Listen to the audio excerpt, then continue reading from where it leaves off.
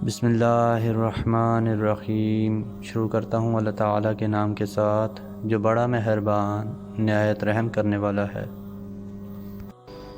سیدنا عبداللہ بن زید بن عاصم انصاری رضی اللہ عنہ سے روایت ہے، وہ صحابی تھے۔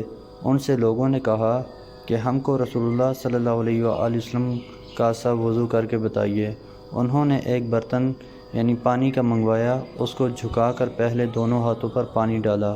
اس سے معلوم ہوا کہ وضو کے شروع میں دونوں ہاتھ پہنچوں تک دھونا مستحب ہے، پانی میں ہاتھ ڈالنے سے پہلے، اور دھویا ان کو 3 بار۔ پھر ہاتھ برتن کے اندر ڈالا اور باہر نکالا، اور ایک ہی چلو سے کلی کی اور ناک میں پانی ڈالا۔ 3 بار ایسا کیا، پھر برتن میں ہاتھ ڈالا اور باہر نکالا اور منہ کو 3 بار دھویا۔ بخاری کی روایت میں ہے دونوں چلو ملا کر پانی لیا اور 3 بار منہ دھویا، پھر برتن میں ہاتھ ڈالا اور باہر نکالا اور اپنے دونوں ہاتھ کونیوں تک دوبارہ دھوئے، 2 بار دھوئے۔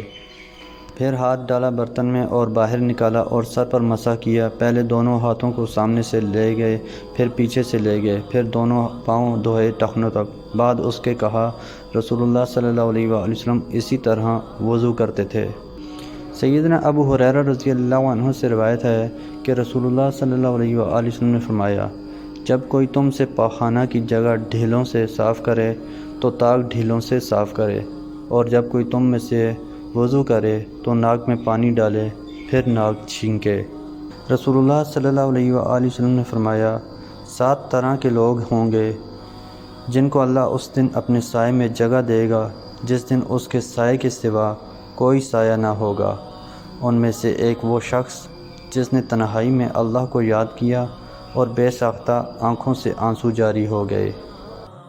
رسول اللہ صلی اللہ علیہ وآلہ وسلم نے فرمایا، ابلیس نے اپنے رب سے کہا، تیری عزت اور جلال کی قسم، جب تک بنو آدم میں روحیں موجود رہیں گی میں ہمیشہ ان کو گمراہ کرتا رہوں گا۔ اللہ تعالیٰ نے فرمایا، مجھے میری عزت اور جلال کی قسم، جب تک وہ مجھ سے بخشش طلب کرتے رہیں گے میں ان کو بخشتا رہوں گا۔ رسول اللہ صلی اللہ علیہ وآلہ وسلم نے فرمایا، فتنوں کا دور جب آئے گا تو اس میں بیٹھنے والا کھڑے رہنے والے سے بہتر ہوگا، کھڑا رہنے والا چلنے والے سے بہتر ہوگا، اور چلنے والا دوڑنے والے سے بہتر ہوگا۔ جو اس میں جھانکے گا فتنہ بھی اسے اچک لے گا، اور اس وقت جسے جہاں بھی پناہ مل جائے بس وہیں پناہ پکڑ لے تاکہ اپنے دین کو فتنوں سے بچا سکے۔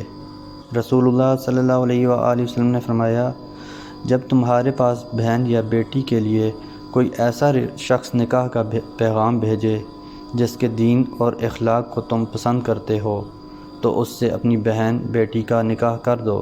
اگر تم ایسا نہیں کرو گے تو زمین میں فتنہ اور فساد عظیم برپا ہوگا۔ رسول اللہ صلی اللہ علیہ وآلہ وسلم نے فرمایا، بندہ جہنمیوں کے سے عمل کرتا رہتا ہے حالانکہ وہ جنتی ہوتا ہے، دوسرا آدمی جنتیوں والے عمل کرتا رہتا ہے حالانکہ وہ جہنمی ہوتا ہے۔ اعمال تو وہ قابل اعتبار ہیں جو آخری ہیں۔ سیدنا جابر بن عبداللہ رضی اللہ عنہ کہتے ہیں کہ نبی اکرم صلی اللہ علیہ وآلہ وسلم جمعہ کے دن خطبہ دے رہے تھے کہ اسی دوران ایک شخص آیا تو آپ صلی اللہ علیہ وآلہ وسلم نے اس سے پوچھا، کیا تم نے نماز پڑھ لی؟ اس نے کہا، نہیں۔ آپ صلی اللہ علیہ وآلہ وسلم نے فرمایا، اٹھو اور 2 رکعت نماز پڑھ لو۔ محترم دوستو، اللہ تعالیٰ سے دعا ہے اللہ تعالیٰ ہمیں نہ حدیث پر عمل کرنے کی توفیق عطا فرمائیں، اللہ تعالیٰ ہمیں دونوں جہانوں میں کامیابیاں عطا فرمائیں، آمین یا رب العالمین۔ ویڈیو کو ثواب کی نیت سے زیادہ شیئر کریں۔ جزاکم اللہ خیرا کثیرا، والسلام علیکم ورحمۃ اللہ وبرکاتہ۔